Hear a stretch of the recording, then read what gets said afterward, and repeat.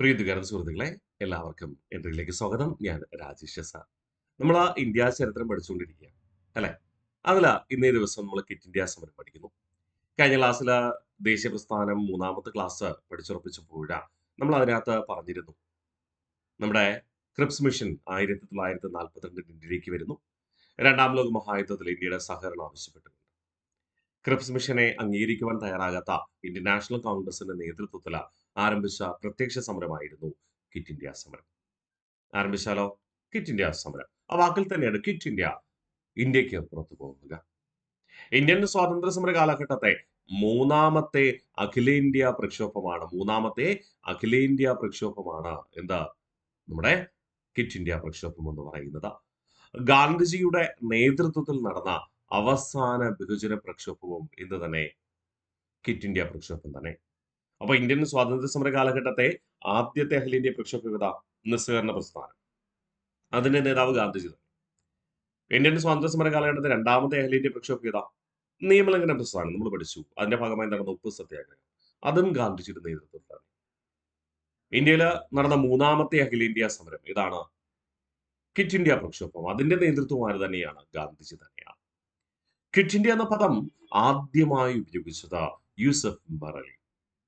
എന്തായിരുന്നു quit India പ്രക്ഷോഭത്തിന്റെ കാരണം? Quit India പ്രക്ഷോഭം ആരംഭിക്കാൻ കാരണം എന്താണ്? ക്രിപ്സ് മിഷന്റെ പരാജയം.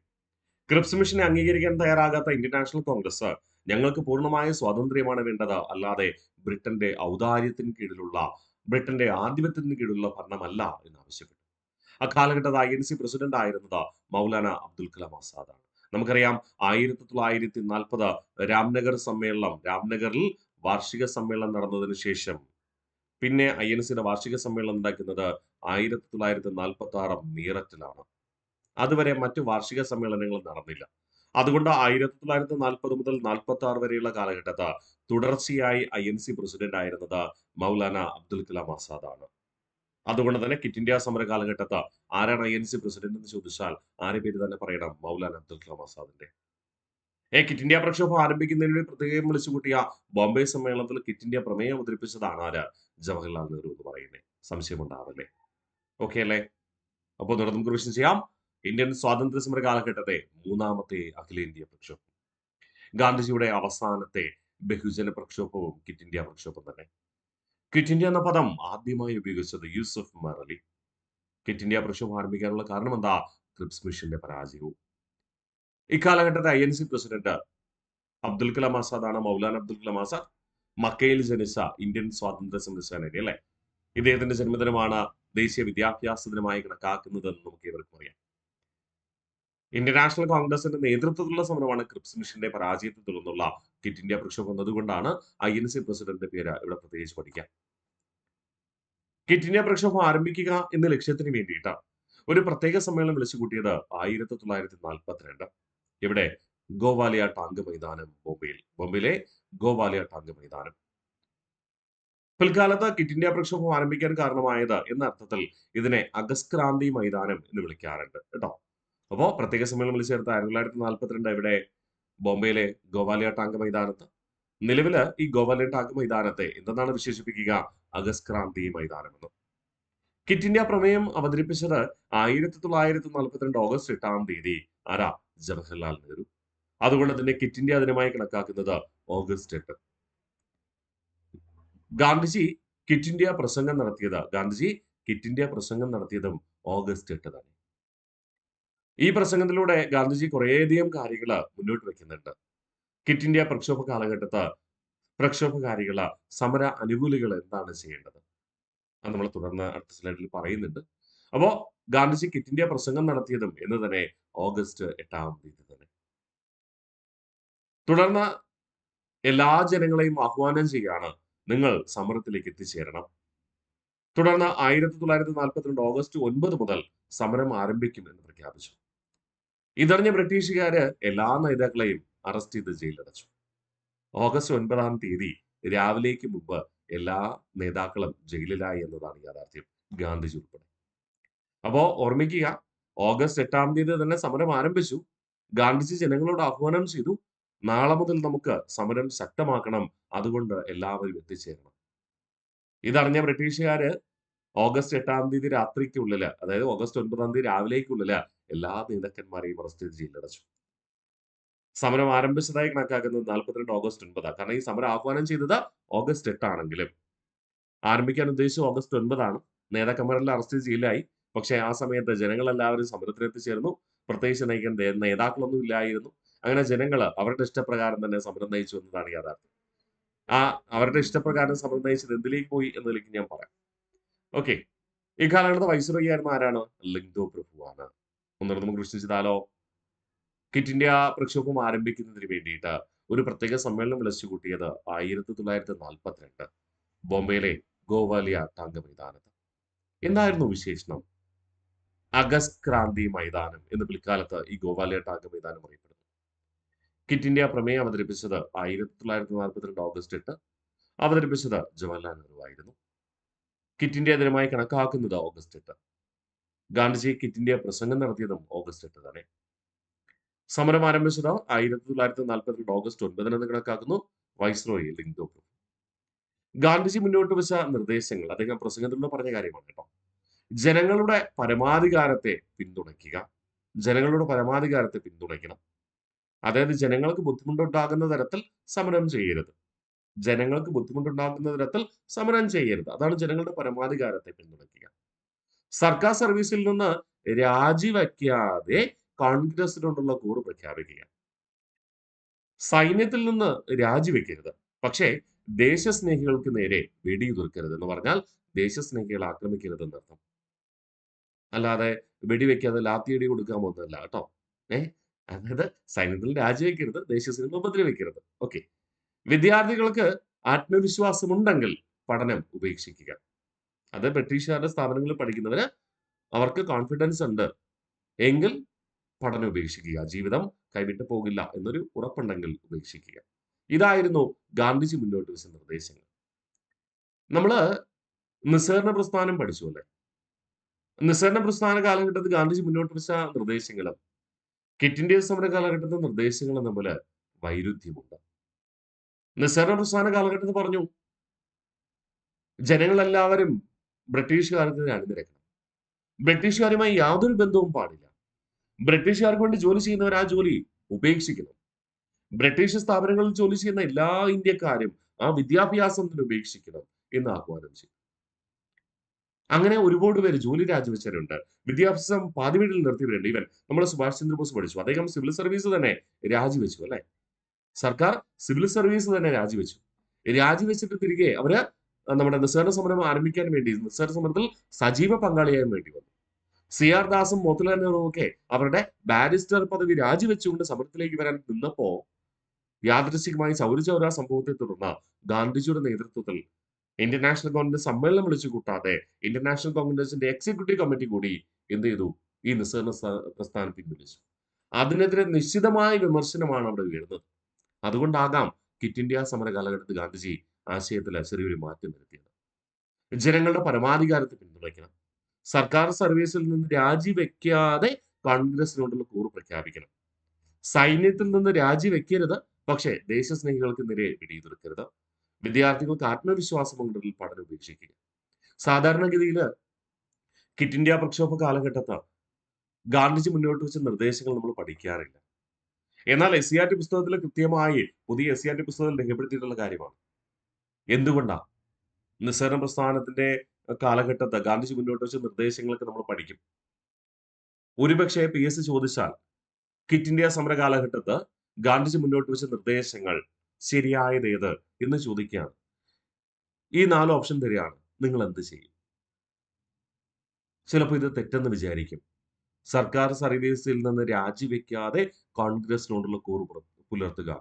അത് തെറ്റായിരിക്കും എന്ന് വിചാരിക്കും. അതുകൊണ്ടാണ് ഞാൻ ഈ സെന്റൻസ് ഇവിടെ കൊണ്ടുവന്നത്. പ്രിയ വിദ്യാർത്ഥികളെ, തെറ്റിപ്പോകരുത്. നിസ്സഹകരണ പ്രസ്ഥാന കാലഘട്ടത്തിൽ സർക്കാർ രാജിവെക്കാനാണ് പറഞ്ഞു. ഇവിടെ പറഞ്ഞ് രാജിവെക്കാതെ കോൺഗ്രസിനോടുള്ള കൂറ് പ്രഖ്യാപിക്കുക. വിദ്യാർത്ഥികളുടെ പഠനം ഉപേക്ഷിക്കണമെന്നാണ് പറഞ്ഞത്. ഇവിടെ പറഞ്ഞ എന്താ? വിദ്യാർത്ഥികളുടെ ആത്മവിശ്വാസം ഉണ്ടെങ്കിൽ പഠനം ഉപേക്ഷിക്കുക. ഓക്കെ അല്ലേ? ഇമ്പോർട്ടന്റ് ആണേ. അപ്പൊ വായിച്ചു വെക്കണേ. ഇമ്പോർട്ടന്റ് ആണേ. യെസ്. അപ്പൊ ഗാന്ധിജി ക്വിറ്റ് ഇന്ത്യ സമര കാലഘട്ടത്തിൽ മുന്നോട്ട് വെച്ച നിർദ്ദേശങ്ങൾ എന്തൊക്കെയാ?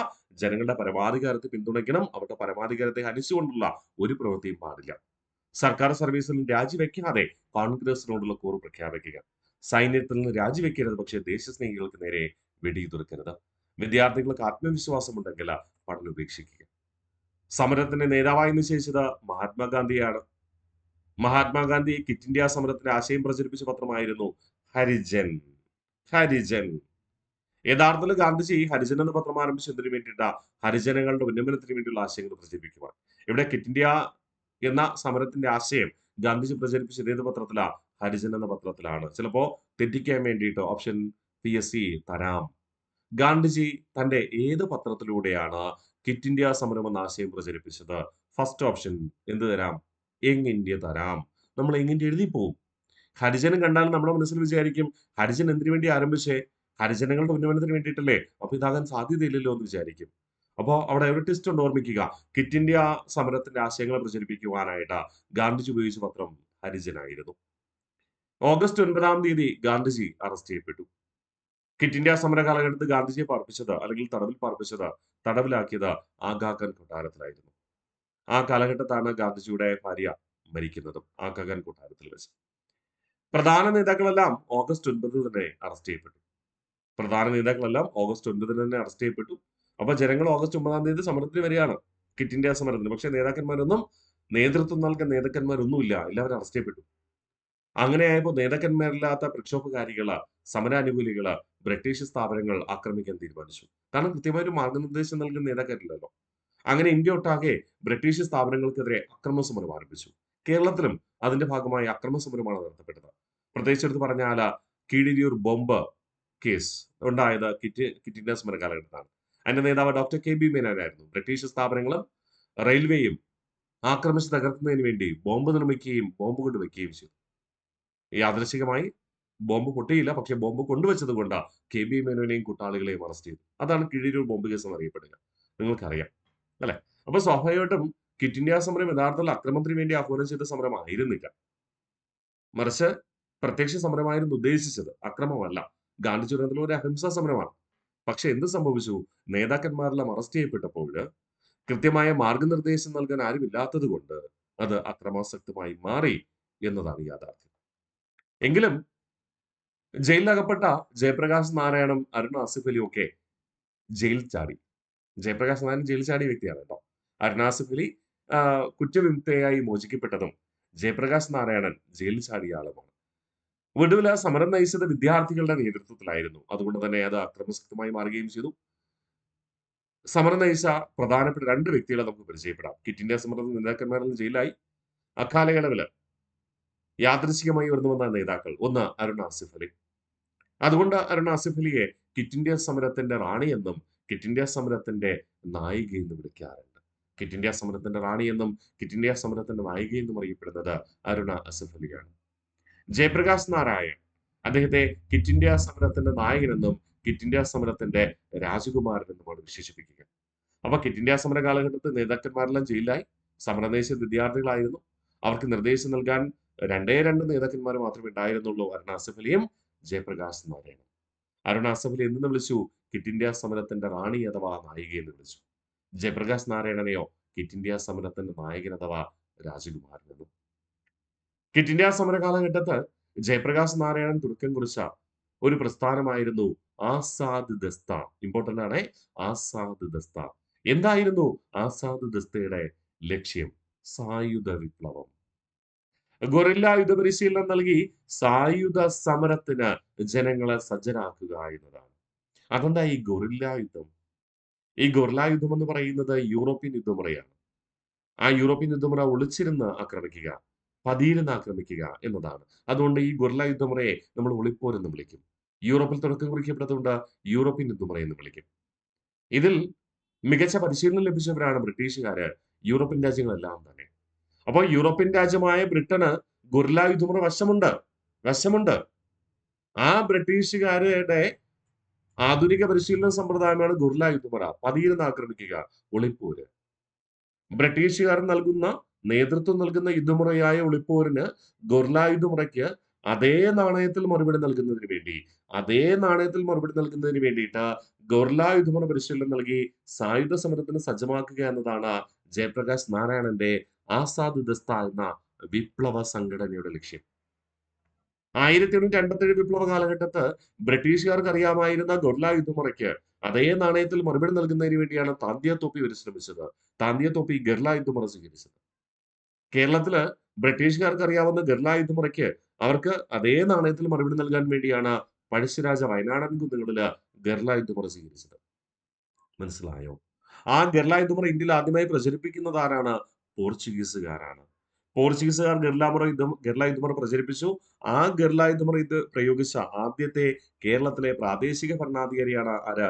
പഴശ്ശിരാജ. അതുകൊണ്ടാണ് അദ്ദേഹത്തെ എന്തെന്ന് വിളിക്കുക? പോർച്ചുഗീസുകാരെ കേരളത്തിൽ എന്തെന്ന് വിളിക്കും? പറങ്കികൾ എന്ന് വിളിക്കും. പറങ്കി പടയാളി എന്ന് പഴശ്ശിരാജയെ വിശേഷിപ്പിക്കുന്നത്. പോർച്ചുഗീസുകാർ പറങ്കികൾ പ്രചരിപ്പിച്ച ഗറില്ല യുദ്ധമുറ, ബ്രിട്ടീഷുകാർക്ക് അറിയാവുന്ന ഗറില്ല യുദ്ധമുറ അവർക്കെതിരെ അതേ നാണയത്തിൽ തിരിച്ചടിക്കാൻ വേണ്ടി പ്രയോഗിച്ചിട്ടുണ്ട്. പലപ്പോഴും നമ്മൾ മനസ്സിലാക്കുന്നത് ഗറില്ല യുദ്ധമുറ ബ്രിട്ടീഷുകാർക്ക് അറിയില്ല എന്നാണ്. അറിയാം. അവരുടെ അതേ നാണയത്തിൽ തിരിച്ചടിക്കുക എന്നതാണ് ലക്ഷ്യം. മനസ്സിലായോ? ഓക്കെ. അപ്പോ എല്ലാ നേതാക്കളും ജയിലിലായപ്പോൾ സമരം നയിച്ചത് വിദ്യാർത്ഥികളായിരുന്നു. അക്കാലഘട്ടത്തിൽ ഉയർന്നു വന്ന ക്വിറ്റ് ഇന്ത്യ സമരം നയിച്ച പ്രധാന 2 നേതാക്കളാണ് അരുൺ ആസിഫ് അലി. വിശേഷണം ക്വിറ്റ് ഇന്ത്യ സമരത്തിന്റെ നായിക അഥവാ റാണി എന്നറിയപ്പെടുന്നു. ജയപ്രകാശ് നാരായൺ ക്വിറ്റ് ഇന്ത്യ സമരത്തിന്റെ നായകൻ അഥവാ രാജകുമാരൻ എന്ന്. ആരംഭിച്ച പ്രസ്ഥാനം എന്ന് പറയുന്നത് ആസാദ് ദസ്ത. ആസാദ് ദസ്ത എന്ന സംഘടനയിലൂടെ ജയപ്രകാശ് നാരായൺ ലക്ഷ്യം വെച്ചത് എന്താ? ഗൊറില്ല യുദ്ധപരിശീലനം നൽകി സായുധ സമരത്തിന് ജനങ്ങളെ സജ്ജരാക്കുക എന്നതാണ്. മറക്കില്ലാലോ. ഗഡ്. പ്രധാന സംഭവങ്ങൾ ഞാൻ പറഞ്ഞു. ഈ ഒരു നേതാക്കന്മാര് കൃത്യമായ മാർഗനിർദ്ദേശം നൽകാത്തത് കൊണ്ട് അക്രമാസക്തമായെന്ന് പറഞ്ഞല്ലോ. റെയിൽവേ സ്റ്റേഷനുകൾ നശിപ്പിക്കപ്പെട്ടു. തീവണ്ടികൾ കത്തിച്ചു. സർക്കാർ ഓഫീസുകൾ കത്തിച്ചു. വാർത്താവിനിമയ ബന്ധങ്ങൾ തകർത്തു. തൊഴിലാളികൾ ഫാക്ടറിയിൽ വിട്ടിറങ്ങി പൊതുനിരത്തിൽ പ്രതിഷേധിച്ചു. വിദ്യാർത്ഥികൾ ക്ലാസുകൾ ബഹിഷ്കരിച്ചു. അപ്പൊ ക്വിറ്റ് ഇന്ത്യ സമര കാലഘട്ടത്തിൽ നടന്ന പ്രധാന സംഭവങ്ങൾ അക്രമാസക്തമായി മാറി. റെയിൽവേ സ്റ്റേഷനുകൾ നശിപ്പിക്കപ്പെട്ടു. തീവണ്ടികൾ കത്തിച്ചു. സർക്കാർ ഓഫീസുകൾ കത്തിച്ചു. വാർത്താവിനിമയ ബന്ധങ്ങൾ തകർത്തു. തൊഴിലാളികൾ ഫാക്ടറി വിട്ടിറങ്ങി. വിദ്യാർത്ഥികൾ സ്കൂളുകൾ ക്ലാസുകൾ ബഹിഷ്കരിച്ചു. ഓക്കെ അല്ലേ?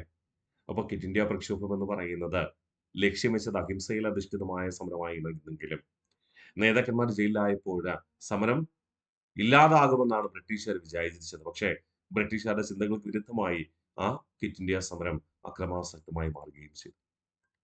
ക്വിറ്റ് ഇന്ത്യ സമരത്തിന്റെ മുദ്രാവാക്യങ്ങൾ നമുക്ക് നോക്കാം.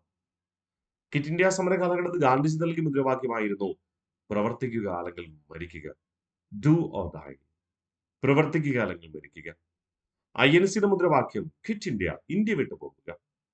മുസ്ലിം ലീഗിന്റെ മുദ്രാവാക്യം ഡിവൈഡ് ആൻഡ് ക്വിറ്റ് ഇന്ത്യ, ഇന്ത്യയെ രണ്ടായി വിഭജിച്ച് പാകിസ്ഥാൻ രൂപീകരിച്ച് പുറത്തു പോവുക. ഡിവൈഡ് ആൻഡ് ക്വിറ്റ് ഇന്ത്യ, വിഭജിക്കുക, പുറത്തു പോവുക. ക്വിറ്റ് ഇന്ത്യ സമരത്തെ തുടർന്ന് കൊല്ലപ്പെട്ട വനിതാ സ്വാതന്ത്ര്യ സമര സേനാനിയാണ് മാതംഗിനി ഹസ്ര. മാതംഗിനി ഹസ്ര. ഓക്കെ, ഓർമ്മിച്ചേക്കണേ, ഇമ്പോർട്ടന്റ് ആണ്. ക്വിറ്റ് ഇന്ത്യ സമര കാലഘട്ടത്തിൽ കൊല്ലപ്പെട്ട വനിതാ സ്വാതന്ത്ര്യ സമര സേനാനിയാണ് മാതംഗിനി ഹസ്ര എന്ന് പറയുക.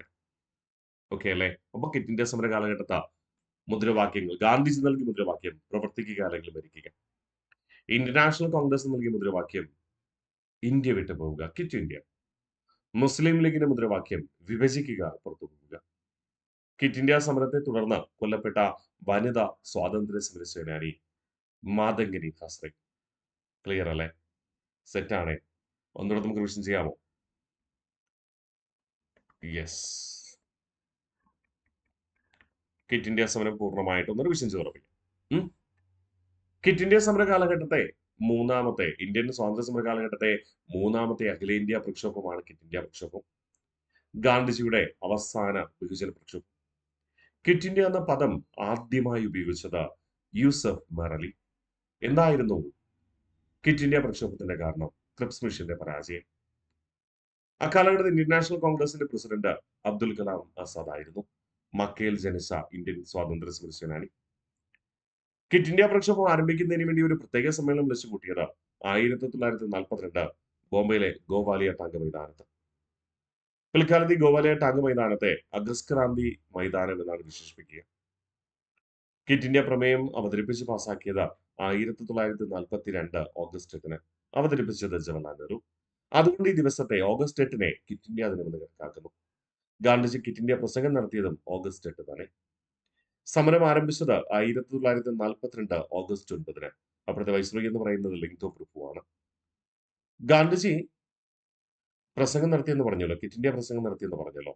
ആ പ്രസംഗത്തിലെ ക്വിറ്റ് ഇന്ത്യ സമരത്തിന്റെ നിർദ്ദേശങ്ങളായി മുന്നോട്ട് വെച്ചത് ജനങ്ങളുടെ പരമാധികാരത്തെ പിന്തുണയ്ക്കുക, സർക്കാർ സർവീസിൽ നിന്ന് രാജിവെക്കാതെ കോൺഗ്രസിനോടുള്ള കൂറ് പ്രഖ്യാപിക്കുക, സൈന്യത്തിൽ നിന്ന് രാജിവെക്കരുത്, പക്ഷേ ദേശസ്നേഹികൾക്ക് നേരെ വെടിയുതിർക്കരുത്, വിദ്യാർത്ഥികൾക്ക് ആത്മവിശ്വാസമുണ്ടെങ്കിൽ, തങ്ങളുടെ ജീവിതം തകരില്ല എന്ന ആത്മവിശ്വാസമുണ്ടെങ്കിൽ പഠനം ഉപേക്ഷിക്കുക. സമരത്തിന്റെ നേതാവായി നിശ്ചയിച്ചത് മഹാത്മാഗാന്ധി. ക്വിറ്റ് ഇന്ത്യ എന്ന ആശയം പ്രചരിപ്പിച്ച ഗാന്ധിജിയുടെ പത്രമാണ് ഹരിജൻ. ഗാന്ധിജി ഓഗസ്റ്റ് 9-ാം തീയതി അറസ്റ്റ് ചെയ്യപ്പെടുകയും ആഗാഖാൻ കൊട്ടാരത്തിൽ തടവിലാക്കപ്പെടുകയും ചെയ്തു. പ്രധാന നേതാക്കളെല്ലാം തന്നെ ഓഗസ്റ്റ് 9-ാം തീയതി അറസ്റ്റിലായി. അതുകൊണ്ട് തന്നെ സമരം നയിച്ചത് വിദ്യാർത്ഥികളുടെ നേതൃത്വത്തിലായിരുന്നു. ഇക്കാലഘട്ടത്തെ പ്രധാന നേതാക്കളായി മാറിയത് ഒന്ന് അരുൺ ആസിഫ് അലി. അവരെ ക്വിറ്റ് ഇന്ത്യ സമരത്തിന്റെ നായിക അല്ലെങ്കിൽ റാണി എന്നാണ് വിശേഷിപ്പിക്കുക. 2 ജയപ്രകാശ് നാരായൺ. ജയപ്രകാശ് നാരായണനെ ക്വിറ്റ് ഇന്ത്യ സമരത്തിന്റെ നായകൻ അഥവാ രാജകുമാരൻ എന്ന് വിശേഷിപ്പിക്കുന്നു. ജയപ്രകാശ് നാരായൺ ക്വിറ്റ് ഇന്ത്യ സമരത്തെ അനുകൂലിച്ചുകൊണ്ട് ആരംഭിച്ച ഒരു പ്രസ്ഥാനം സംഘടനയാണ് ആസാദ് ദസ്ത. ഗൊറില്ല യുദ്ധ പരിശീലനം നൽകി സായുധ സമരത്തിന് ജനങ്ങളെ സജ്ജമാക്കുക എന്നതാണ് ആസാദ് ദസ്തയുടെ ലക്ഷ്യം. ഇക്കാലഘട്ടത്തെ ക്വിറ്റ് ഇന്ത്യ സമര കാലഘട്ടത്ത് അഹിംസയിൽ അധിഷ്ഠിതമായ സമരമാണ് ആഹ്വാനം ചെയ്തതെങ്കിലും നേതാക്കൾ ജയിലിലായപ്പോൾ കൃത്യമായ മാർഗനിർദ്ദേശം നൽകാൻ നേതാക്കൾ ഇല്ലാത്തത് കൊണ്ട് സമരം ഇല്ലാതായി മാറുമെന്ന് വിചാരിച്ച ബ്രിട്ടീഷുകാർക്ക് തിരിച്ചടി നൽകിക്കൊണ്ട് സമരം അക്രമാസക്തമായിട്ട് മാറി. റെയിൽവേ സ്റ്റേഷനുകൾ നശിപ്പിച്ചു, തീവണ്ടികൾ കത്തിച്ചു, സർക്കാർ ഓഫീസുകൾ തകർത്തു, വാർത്താവിനിമയ ബന്ധങ്ങൾ തകർത്തു, തൊഴിലാളികൾ ഫാക്ടറികൾ വിട്ടിറങ്ങി, വിദ്യാർത്ഥികൾ ക്ലാസുകൾ ബഹിഷ്കരിക്കുകയും ചെയ്തു. ക്വിറ്റ് ഇന്ത്യ സമരത്തിന്റെ മുദ്രാവാക്യങ്ങൾ ഗാന്ധിജി മുന്നോട്ട് വെച്ചത് പ്രവർത്തിക്കുക അല്ലെങ്കിൽ മരിക്കുക, ഇന്ത്യൻ നാഷണൽ കോൺഗ്രസ് മുന്നോട്ട് വെച്ചത് ഇന്ത്യ വിട്ടു പോവുക, മുസ്ലിം ലീഗ് മുന്നോട്ട് വെച്ചത് വിഭജിക്കുക, പുറത്തു പോവുക. ക്വിറ്റ് ഇന്ത്യ സമരത്തെ തുടർന്ന് കൊല്ലപ്പെട്ട വനിതാ സ്വാതന്ത്ര്യ സമര സേനാനിയാണ് മാതംഗിനി ഹസ്ര എന്ന് പറയുക. ഇവിടെ പ്രിയോദ്യോഗാർത്ഥികളെ ക്വിറ്റ് ഇന്ത്യ പ്രക്ഷോഭം ആരംഭിച്ചത് ഇന്ത്യൻ നാഷണൽ കോൺഗ്രസിന്റെ നേതൃത്വത്തിലാണ്. ഇന്ത്യ ഒട്ടാകെ പ്രചരിക്കപ്പെട്ടു. പക്ഷേ ഈ സമരത്തിൽ മുസ്ലിം ലീഗ് വിട്ടുനിന്നു. ഈ സമരത്തിൽ മുസ്ലിം ലീഗ് പങ്കാളിയായില്ല. എന്നാൽ മുസ്ലിം ലീഗ് കാലഘട്ടത്തിൽ എന്താ ആവശ്യപ്പെട്ടെ? വിഭജിക്കുക, പുറത്തു പോവുക. അപ്പോ ഇന്ത്യയിൽ ബ്രിട്ടീഷുകാർക്കെതിരെ ബ്രിട്ടീഷുകാർ പോകണമെന്ന് മുസ്ലിം ലീഗിന് ആഗ്രഹമുണ്ട്, ഇന്ത്യൻ നാഷണൽ കോൺഗ്രസിന് ആഗ്രഹമുണ്ട്. പക്ഷേ ഇവര് തമ്മിൽ ഒരുമിച്ച് ഒരു കൂട്ടായ്മയോട് പ്രവർത്തിക്കുന്നില്ല. കൂട്ടായ്മയോടെ പ്രവർത്തിച്ചാൽ ഇതിനേക്കാൾ ശക്തമായി ഈ സമരം മാറിയേനെ. പക്ഷേ മുസ്ലിം ലീഗും ഇന്ത്യൻ നാഷണൽ കോൺഗ്രസും 2 തട്ടിൽ നിൽക്കുകയാണ്. അതിന്റെ കാരണം നിങ്ങൾക്ക് അറിയാം. നമ്മൾ മുസ്ലിം ലീഗ് പ്രത്യേകിച്ച് പഠിച്ചിട്ടുണ്ടായിരുന്നു അല്ലെ ക്ലാസ്സിൽ. മുസ്ലിം ലീഗ് പാകിസ്ഥാൻ എന്ന പ്രത്യേക രാഷ്ട്രം രൂപീകരിക്കണമെന്ന് ആവശ്യപ്പെട്ടത് 1940-ലായിരുന്നു. അതിനെ ഇന്ത്യൻ നാഷണൽ കോൺഗ്രസ് അംഗീകരിക്കാൻ തയ്യാറായില്ല. ഇന്ത്യയെ വിഭജിക്കുവാൻ ഇന്ത്യൻ നാഷണൽ കോൺഗ്രസ് തയ്യാറായില്ല. അതുകൊണ്ട് തന്നെ മുസ്ലിം ലീഗും ഇന്ത്യൻ നാഷണൽ കോൺഗ്രസും 2 വിരുദ്ധ ചേരിയായിട്ട് നിന്നുകൊണ്ടാണ് ബ്രിട്ടീഷുകാരെ എതിർക്കുന്നത്. ബ്രിട്ടീഷുകാരിൽ നിന്ന് സ്വാതന്ത്ര്യം വേണമെന്ന് ആവശ്യപ്പെടുന്നത്. അതുകൊണ്ട് തന്നെ ഇക്കാലഘട്ടത്ത് സി രാജഗോപാലാചാരി പറഞ്ഞു, ആദ്യം നിങ്ങൾ ഒരുമിച്ച് നിന്ന് സ്വാതന്ത്ര്യം മേടിക്കൂ. സ്വാതന്ത്ര്യം വാങ്ങിയതിനു ശേഷം വിഭജിക്കുകയോ വിഭജിക്കാതിരിക്കുകയോ ചെയ്യൂ എന്ന് പറഞ്ഞുകൊണ്ട് സി രാജഗോപാലാചാരി മുസ്ലിം ലീഗിനോടും ഇന്ത്യൻ നാഷണൽ കോൺഗ്രസിനോടും ഒരുമിച്ച് ബ്രിട്ടീഷുകാർക്ക് പോരാടുവാൻ ആഹ്വാനം ചെയ്യുന്നു. ഇതാണ് CR ഫോർമുല. CR ഫോർമുലയ്ക്ക് പരോക്ഷ പിന്തുണ നൽകിയ വ്യക്തിത്വമായിരുന്നു ഗാന്ധിജി. അപ്പോൾ CR ഫോർമുല ഉപജ്ഞാതാവ് സി രാജഗോപാലാചാരി. ഗാന്ധിജി പിന്തുണയ്ക്കുകയും ചെയ്തു. ഈ ആശയം മുന്നോട്ട് വെച്ചത് 1944-ലായിരുന്നു. എന്തിനു വേണ്ടിയിട്ട്? കോൺഗ്രസ് ലീഗ് സഹകരണത്തിന് വേണ്ടിയിട്ട്. ലീഗിന്റെ പാകിസ്ഥാൻ വാദത്തിന് ഇന്ത്യൻ നാഷണൽ കോൺഗ്രസിന്റെ മൗനാനുവാദമാണ് ഇതിന്റെ ഒരു പ്രത്യേകത. ലീഗിന്റെ പാകിസ്ഥാൻ വാദത്തിനോടുള്ള മൗനാനുവാദമായിരുന്നു CR ഫോർമുല എന്ന് പറയേണ്ടി വരും. ഈ CR ഫോർമുല ആരെതിർത്തു? മുഹമ്മദ് അലി ജിന്ന എതിർത്തു. പകരം പാകിസ്ഥാൻ എന്ന വാദം വീണ്ടും ഉന്നയിക്കുകയാണ് ചെയ്തത്. ഒരുമിച്ച് നിന്ന് അങ്ങനെയുള്ള പ്രക്ഷോഭത്തിന് താല്പര്യമില്ല. ആദ്യം പാകിസ്ഥാൻ രൂപീകരിക്കുക, എന്നിട്ട് നമുക്ക് ആലോചിക്കാം എന്നതായിരുന്നു മുഹമ്മദ് അലി ജിന്നയുടെ കാഴ്ചപ്പാട്.